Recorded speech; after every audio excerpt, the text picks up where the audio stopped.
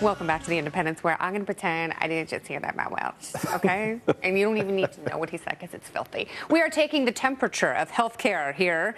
It's got a fever, and it needs a hell of a lot more than cowbell. Dr. Jeff Singer is a practicing surgeon and Cato scholar. He has written extensively about the state of medicine and even concludes many docs will go galt. What does this mean for the future of healthcare? Dr. Singer, welcome to The Independence. Thank you for having me here. Well, actually, the trend has been going on for a while. You know, they say he who pays the piper calls the tune, and not right now. The government pays for roughly half the health care in this country through Medicare and Medicaid, and now with Obamacare and the government subsidizing a lot of the health insurance for people that aren't on Medicare or Medicaid, the government's paying more. So for the last several years, they've been trying to control the way doctors and hospitals practice medicine in the interest of saving them money. It's only understandable. But the thing is that they think that people are sort of like machines. So, you know, I can understand if I was the Maytag repairman, I was given an instruction manual to follow, and I was trained to go out and fix washing machines, and so you got to follow the same set of instructions. But when you're dealing with people, there's lots of variability, there's lots of different responses to treatment, and a lot of different opinions about how to treat patients. I know that you've written about this. Is it creating a black market? I mean, you say that's what happens in other centralized healthcare systems all over the world. Is that going to happen in the United States, and has that already happened? What does that mean for the average health consumer?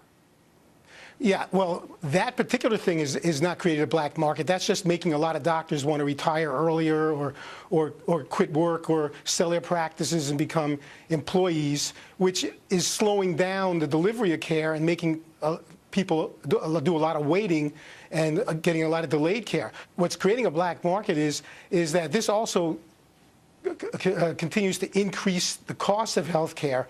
And so more and more doctors are basically dropping out, saying, I'm not playing the game. I'm going to practice according to my own rules. And if that means that I won't take any insurance because I have to follow rules if I do, then fine, I won't take any insurance. I'll just do a cash-only medical practice, and I'll practice my way. And what's happening is more and more patients are getting disgusted with the personalization of healthcare, they're being treated like cattle, the long waits, and so a lot of them are now seeking out what we call direct care, where a patient is directly paying for healthcare from a provider. If that is to catch on, is there any concern that the government might actually interfere in this growing, developing market? There's always a concern, you know, if it starts to take off.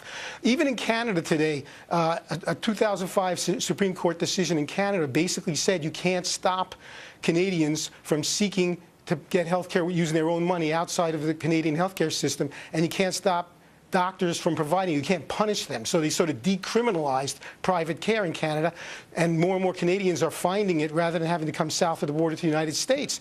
So what I predict is going to happen as more and more doctors drop out of the system because they can't afford to be in the system, and they're not getting professional gratification. So they're still going to practice medicine. They're just not going to go through traditional insurance channels and hospitals. Right, it's going to really be patient-oriented, consumer-oriented medicine, because they're now no longer having to please an insurance company or a government regulator. Instead, they're having to please the patient. So there's going to be more accountability. They're going to have to answer questions. They're going to have to give satisfactory care to the patient. And if the patient's not satisfied with the answers they're getting, then they'll go elsewhere. And I think more and more doctors are going to, we're already seeing that. They're deciding, I like that. I like feeling like a doctor again, where I'm giving direct service to my patient and not following orders from some regulator and some third-party administrator. So what you're saying, Dr. Jeff, is that Obamacare is the best thing that's ever happened, right? We're finally creating a free market in medicine.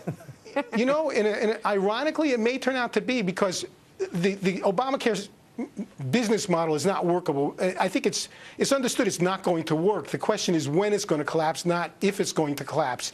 And when it does collapse, for people who are discerning, there's a great lesson to be learned, because we're basically the main driver of all our healthcare cost problems, which leads to access problems, is the third-party payment system. When there's a third-party payment system, whether it's the government or an insurance company, that results in higher costs. We got to pay some bills, baby. But Dr. Jeff Singer, thank you very much. I like reading your work. I like your ideas. I like you. Thank you. I like you too. Thank you very much. It's a great show. It's a great day. Up next is free market medicine, the ultimate prescription for a failing healthcare system. We've just had a taste of it, and I actually visited one place I call the future.